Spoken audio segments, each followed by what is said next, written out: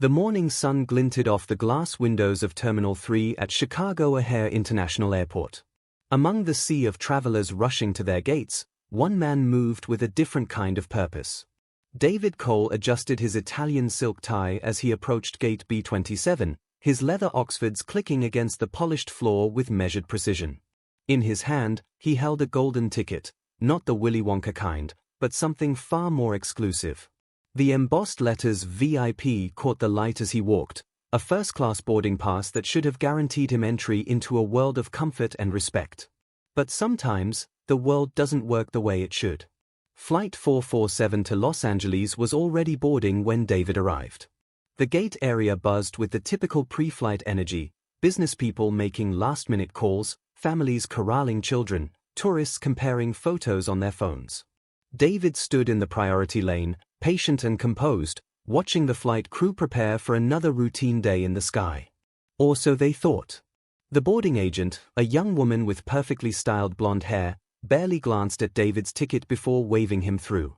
The jet bridge stretched before him like a tunnel into another dimension, one where assumptions would be challenged, prejudices would be exposed, and power would reveal itself in the most unexpected way. As David stepped onto the aircraft, the familiar smell of recycled air and cleaning products filled his nostrils.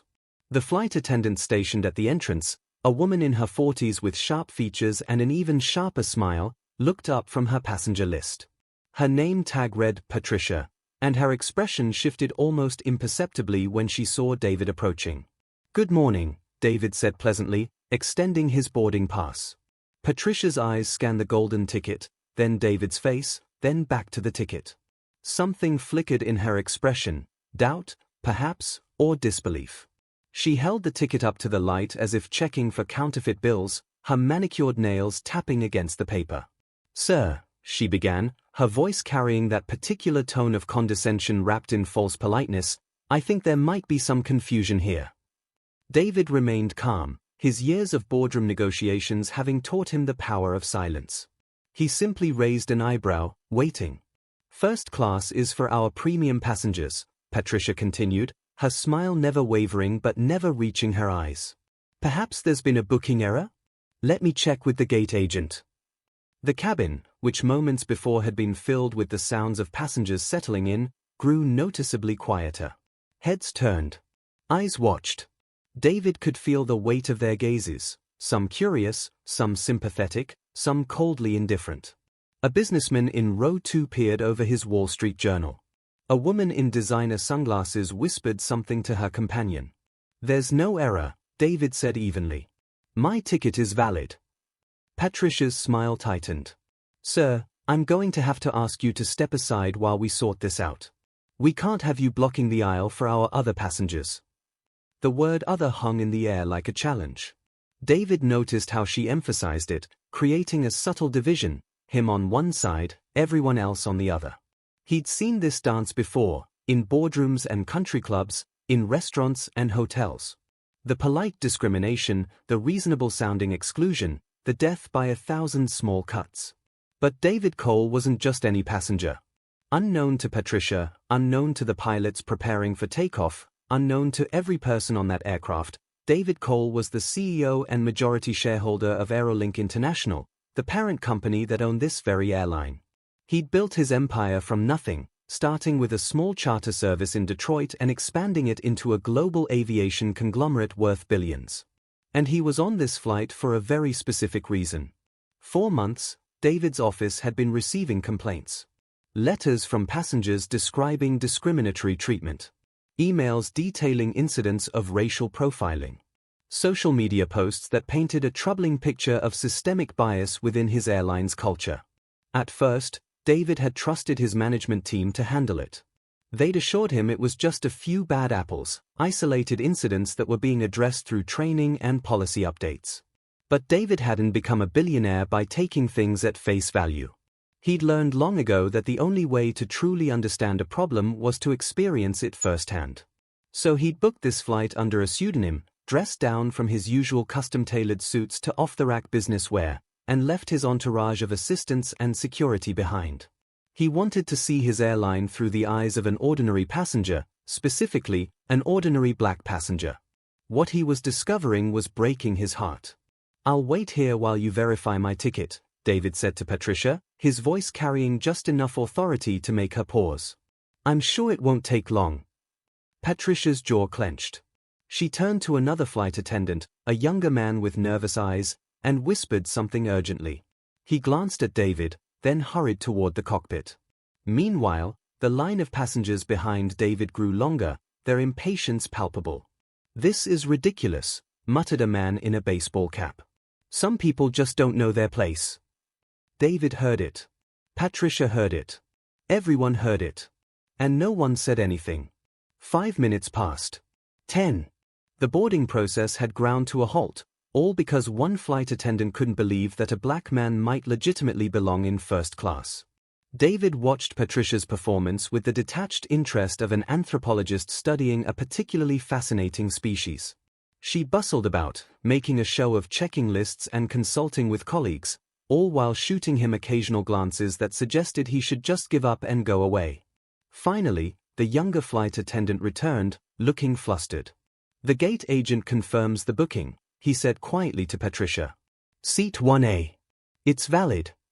Patricia's face went through a series of micro-expressions: surprise, annoyance, and finally, resignation.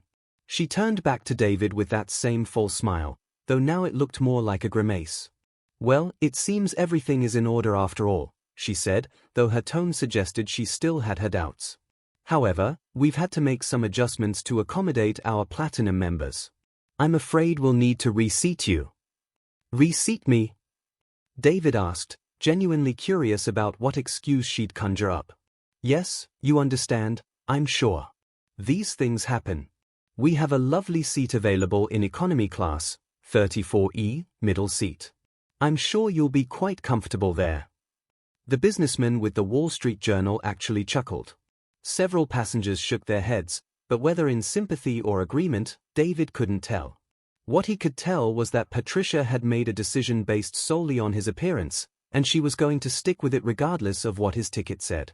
"I paid for first class," David said. "I'll sit in first class."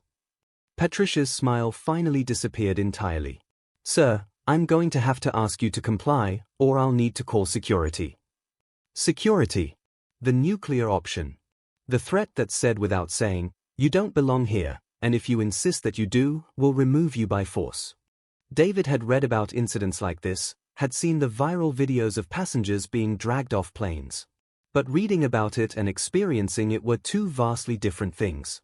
The humiliation burned in his chest, not just for himself, but for every person who'd ever been made to feel less than human because of the color of their skin. "Call them," David said. Patricia blinked, clearly not expecting that response. "Excuse me?" "Call security." "I'll wait." The tension in the cabin ratcheted up another notch. Passengers were now openly staring, some with their phones out, sensing that something newsworthy might be about to happen. Patricia looked around, perhaps realizing that the situation was escalating beyond her control. "There's no need for that," she said quickly. "If you'll just cooperate and move to economy." "My ticket says first class," David interrupted, his voice calm but firm. "I have done nothing wrong except try to take my assigned seat. If you want to remove me, you'll need to explain to security, and to everyone recording this interaction, why a paying customer with a valid first-class ticket is being denied his seat." Patricia's face flushed red. She glanced at the passengers with their phones, at her colleague who looked like he wanted to disappear into the cockpit, at David standing there with the patience of a man who'd faced down hostile takeover attempts and emerged victorious. "Fine," she spat, the word sharp as broken glass. "Take your seat. But don't expect any special treatment." Special treatment. David almost laughed at the irony. All he'd wanted was to be treated like any other first-class passenger.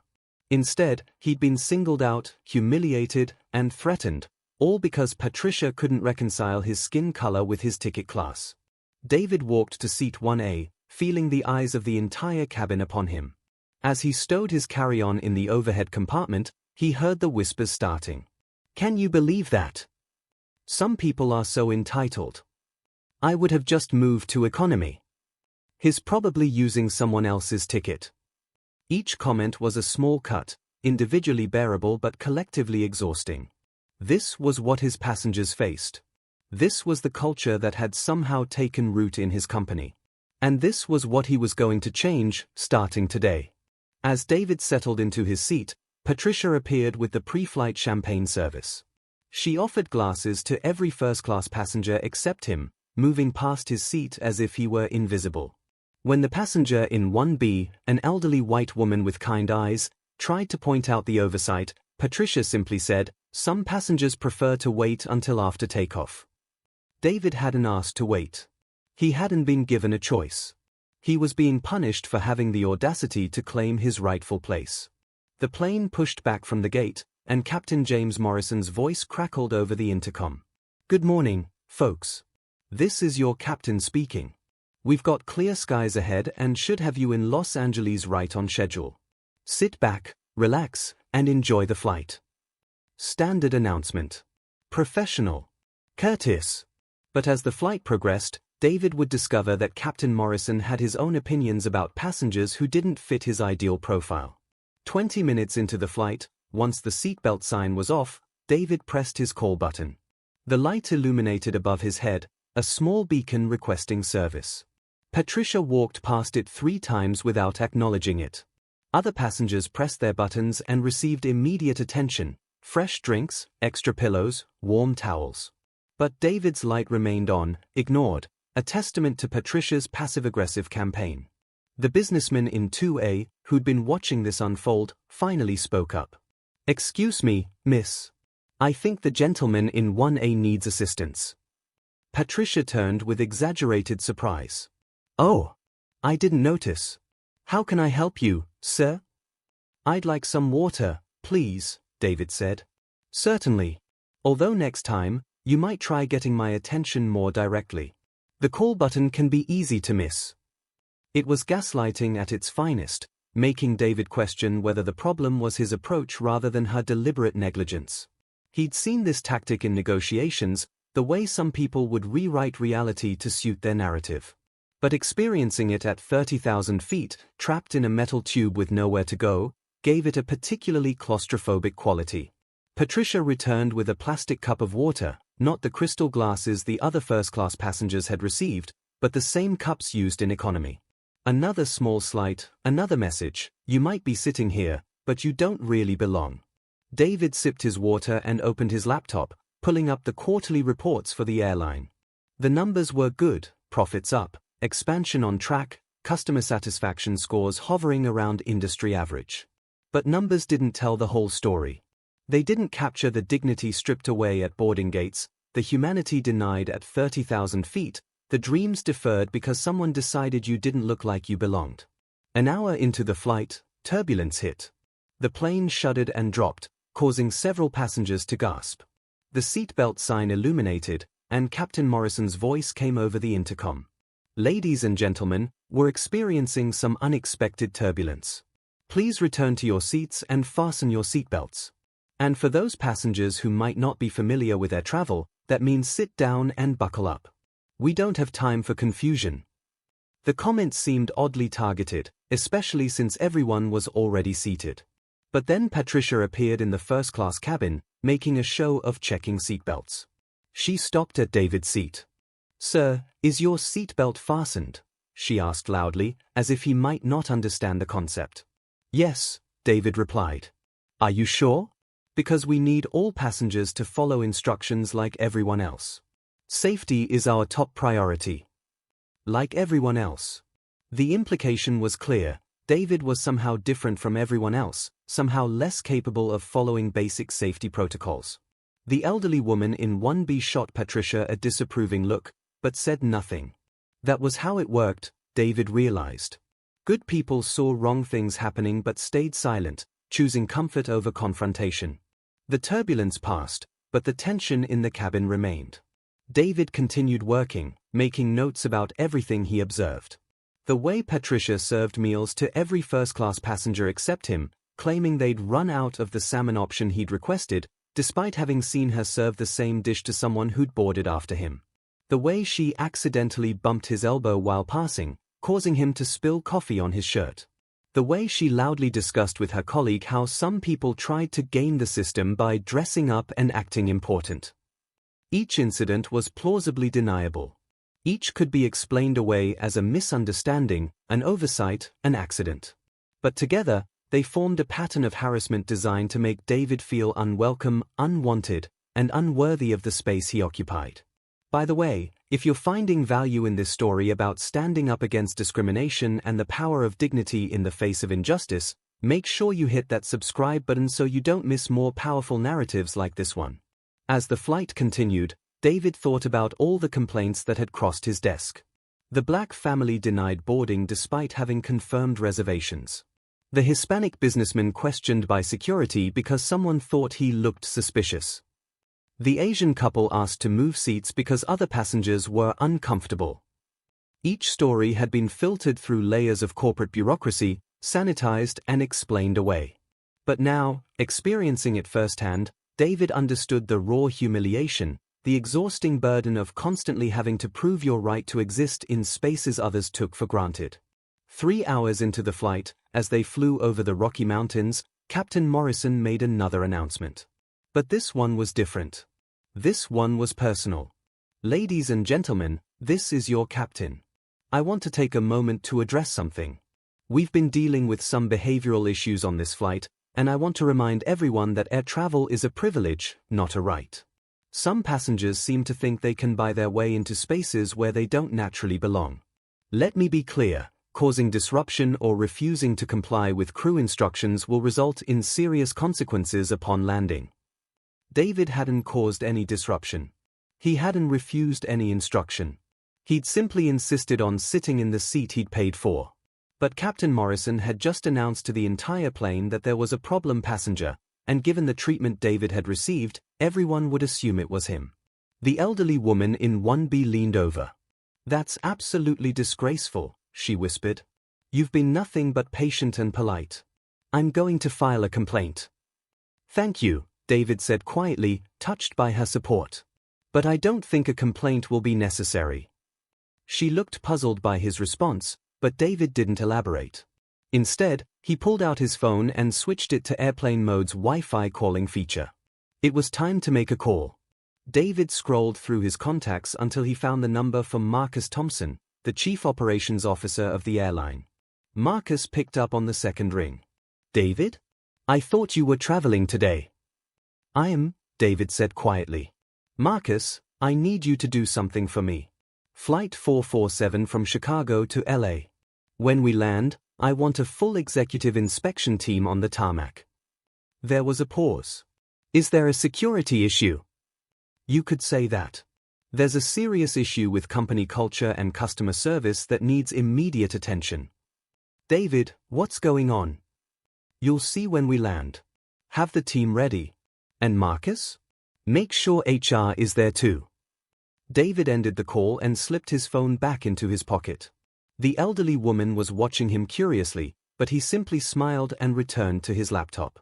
There were still 90 minutes left in the flight, 90 minutes for Patricia and Captain Morrison to either redeem themselves or dig their hole deeper. They chose the latter. As the flight began its descent into Los Angeles, Patricia made one more round through first class. She handed out warm towels to refresh before landing, to everyone except David. She offered mints and thanked passengers for flying with them, everyone except David. And then, as if to add one final insult, she stopped at his seat. "Sir, you'll need to ensure all your belongings are properly stowed. We wouldn't want any incidents during landing." "Of course," David replied. "I wouldn't want to cause any problems for your next flight." Patricia's eyes narrowed slightly, perhaps detecting something in his tone. "Will you be flying with us again?" "Oh, I fly with this airline all the time," David said truthfully. "In fact, you could say I have a very close relationship with the company." Patricia smirked. "Well, perhaps you should consider other options. Some airlines might be more accommodating to your needs." "Your needs?"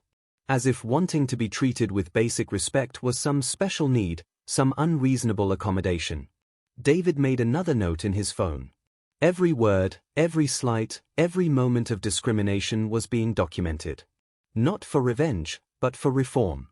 Because how many other passengers had experienced this treatment and had no recourse? How many had simply accepted it as the price of traveling while black? Captain Morrison's voice returned to the intercom as they approached LAX. Ladies and gentlemen, we're beginning our final descent into Los Angeles.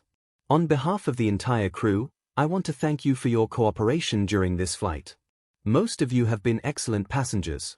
For those who haven't, well, perhaps you'll think twice before causing problems on future flights. Most of you. Those who haven't. The language was coded but clear. Captain Morrison had just used the airplane's public address system to shame David in front of hundreds of passengers, all because Patricia had convinced him there was a problem where none existed. The plane touched down smoothly on runway 25L at LAX. As they taxied toward the gate, passengers began gathering their belongings, checking their phones, preparing for arrival. But something was different. Instead of heading to the terminal, the plane was directed to a remote area of the tarmac. Ladies and gentlemen, we've been asked to hold here for a moment, Captain Morrison announced, his voice betraying the first hint of concern. There seems to be some kind of special inspection. Please remain seated with your seatbelts fastened. Through the windows, passengers could see vehicles approaching, not just the usual ground crew, but a fleet of black SUVs and official airline vehicles.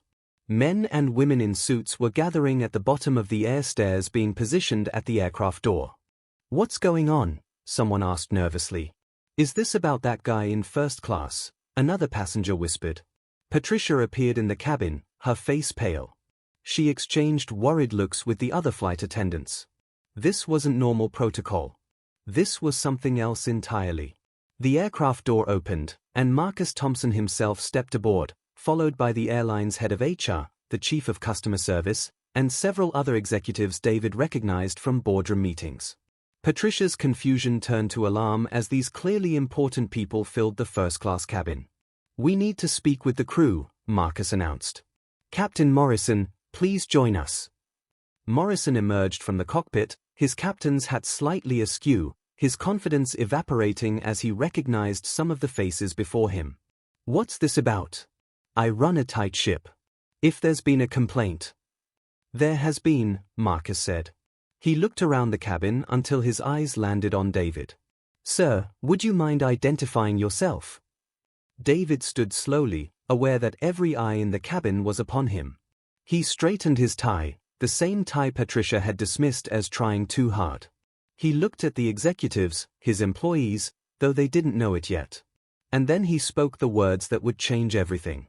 My name is David Cole, he said, his voice carrying the authority that had built an empire. I am the CEO and majority shareholder of Airline International, the parent company of this airline. The silence that followed was absolute. Patricia's hand flew to her mouth. Captain Morrison's face drained of all color. Passengers gasped, some pulling out their phones to Google his name, others simply staring in shock. I own this airline, David continued, looking directly at Patricia. Every plane, every route, every seat. Including seat 1A, which I paid for with my own money, using my own credit card, to see for myself how my employees treat passengers who look like me. Patricia's legs seemed to give out, and she had to grab a seat back for support. Mr. Cole, I didn't know. If I had known who you were. That's exactly the point, David interrupted. You shouldn't need to know who I am to treat me with respect. Every passenger on this plane deserves the same courtesy, regardless of their race, their appearance, or their perceived status. He turned to address the entire cabin. For the past 4 hours, I've experienced discrimination, harassment, and humiliation. I've been denied service, accused of not belonging, and publicly shamed by the captain over the intercom. All because my skin color didn't match someone's expectations of what a first-class passenger should look like. The elderly woman in 1B began to clap slowly.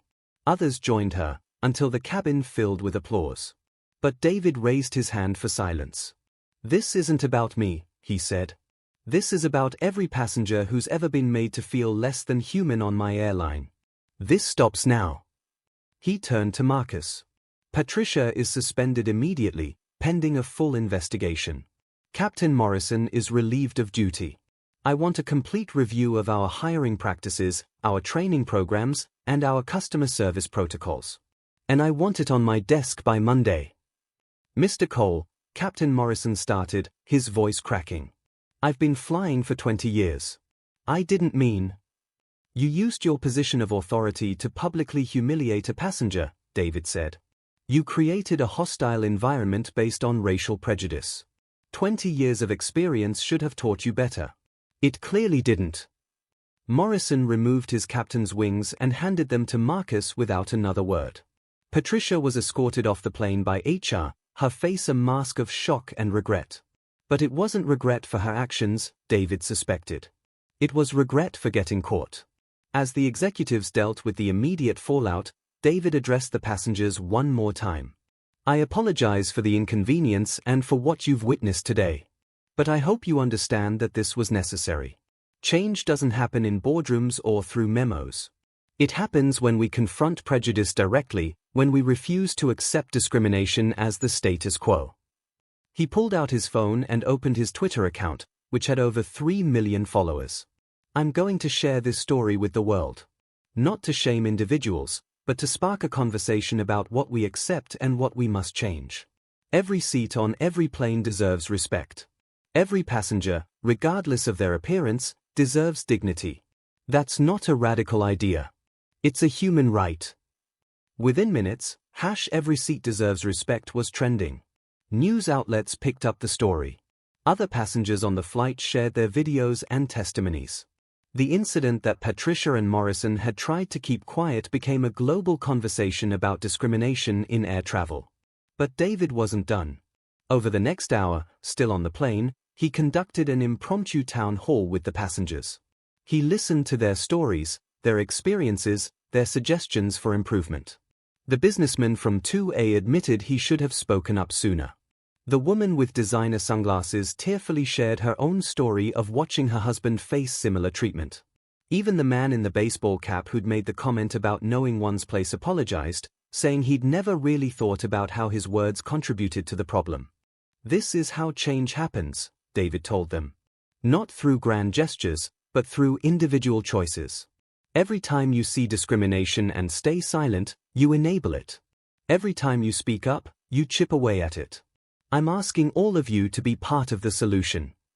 As the passengers finally disembarked, many shook David's hand, thanked him for his courage, promised to do better.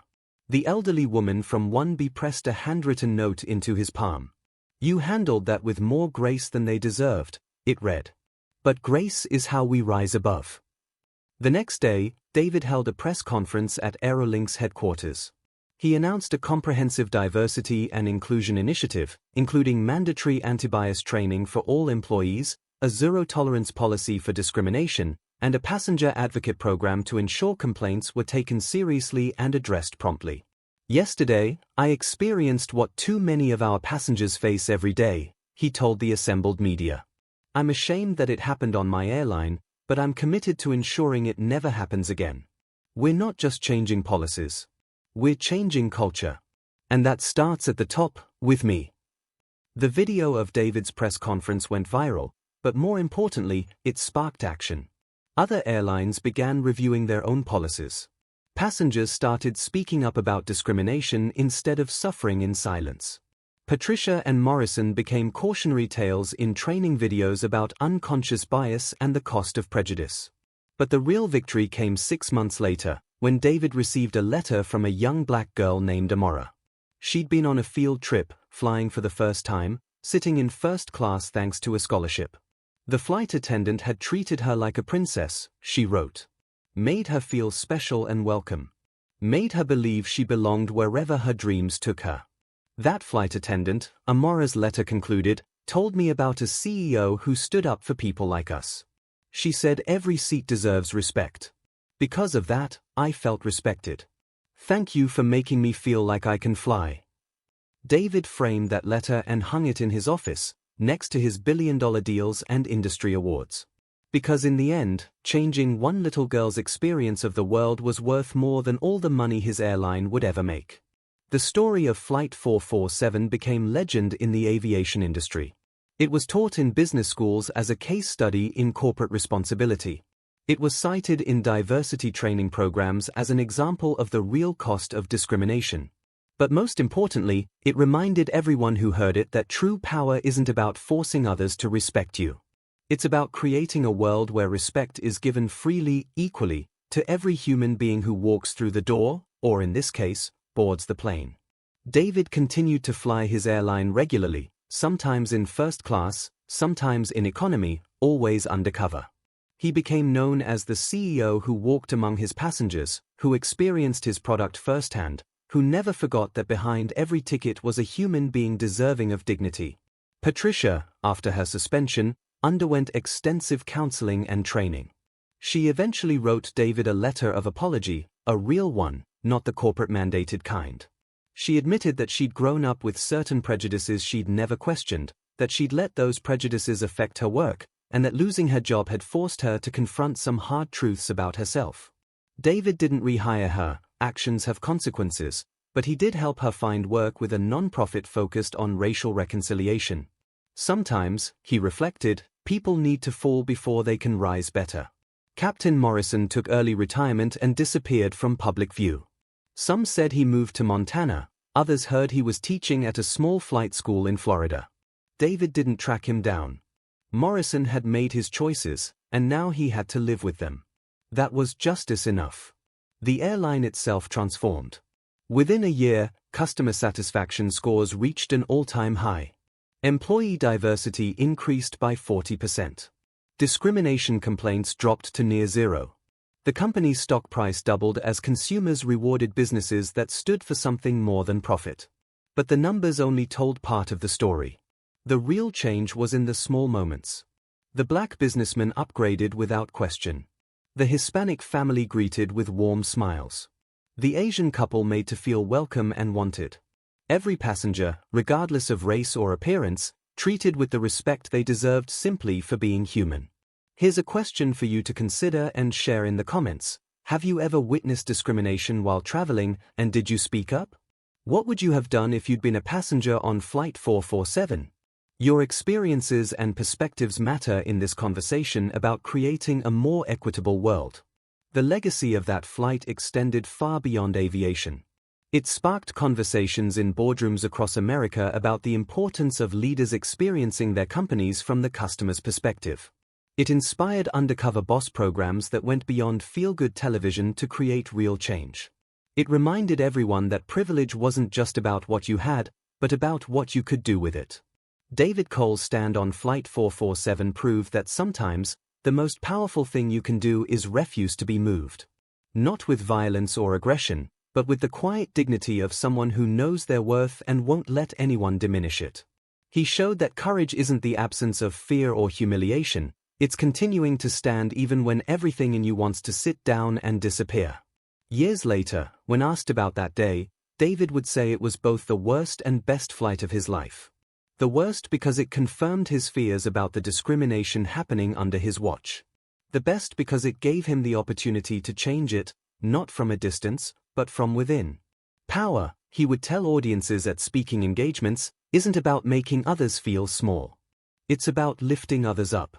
It's not about protecting your position. It's about using your position to protect others. And sometimes, it's about being willing to feel powerless yourself, so you can understand what others face every day. The phrase "every seat deserves respect" became more than a corporate slogan. It became a movement. It appeared on t-shirts and bumper stickers. It was chanted at protests and quoted in sermons. It reminded people that respect shouldn't be reserved for first class. Shouldn't be determined by skin color, shouldn't be conditional on someone's perceived status. In the end, David Cole's greatest achievement wasn't building a billion-dollar airline empire. It wasn't the jets he owned or the routes he controlled. It was the simple, radical act of demanding dignity, not just for himself, but for everyone who would come after him. He proved that one person, standing firm in their truth, could change the trajectory of an entire industry. The golden ticket that David carried onto Flight 447 had promised him a seat in first class. But what it really gave him was an opportunity to show that class has nothing to do with where you sit and everything to do with how you treat the people sitting around you. Patricia and Captain Morrison learned that lesson too late. But millions of others learned it just in time.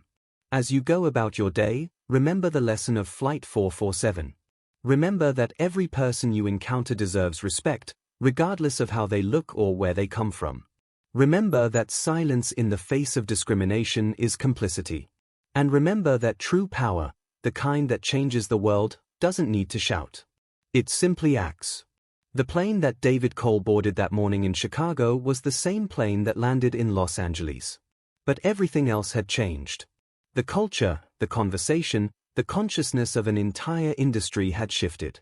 All because one man refused to accept that the color of his skin should determine the quality of his service. That's the power of standing up. That's the power of speaking out. That's the power of refusing to be moved when you know you're in the right. David Cole's billion-dollar empire gave him the platform, but his courage gave him the voice. And with that voice, he spoke for millions who'd been silenced, dismissed, and disrespected for far too long. Every seat does deserve respect. Every person does deserve dignity. And sometimes, it takes someone with everything to lose to stand up for those who've already lost too much. David Cole was that someone on Flight 447. The question is, who will you be on your next flight through life? The story of the CEO who went undercover and exposed discrimination on his own airline will be remembered not for the drama of the revelation, but for the change it inspired. It proved that accountability isn't just about policies and procedures, it's about people with power choosing to use it for good. It showed that justice isn't just about punishment, it's about transformation. And it demonstrated that respect isn't just about words, it's about actions, especially when those actions are difficult, uncomfortable, or costly. David Cole continues to run Airline International, but has never forgotten the lesson of Flight 447. Every decision he makes, every policy he implements, every person he hires is filtered through the question, does this promote dignity for all? It's a high standard, but it's the only standard worth having. The golden ticket still sits in David's office, framed next to Amora's letter. Visitors often ask about it, and David tells them the story. Not with anger or bitterness, but with hope. Because if one flight can change an airline, and one airline can change an industry, and one industry can change a culture, then imagine what all of us, working together, refusing to accept discrimination wherever we find it, can accomplish. That's the real first-class upgrade, not to a better seat, but to a better world. And that ticket? It's available to everyone. All you have to do is claim it.